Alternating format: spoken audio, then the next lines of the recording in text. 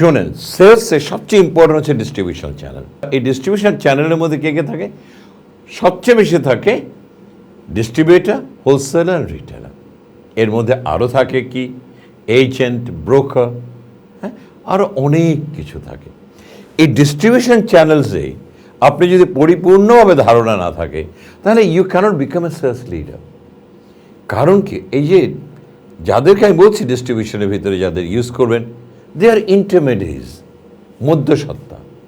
এই মধ্যস্বত্তা যত বেশি বাড়িয়ে দেবেন, কমিশন তত বেশি দিতে হবে, প্রোডাক্ট প্রাইস বেড়ে যাবে, মার্কেটে অস্তিত্ব থাকবে না।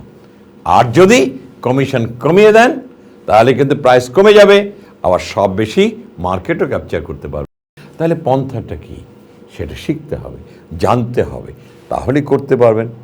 আসুন না আমার ক্লাসে, একটু একটু করে প্রতিটা জিনিস পুঙ্খানুপুঙ্খভাবে ধরিয়ে দেব।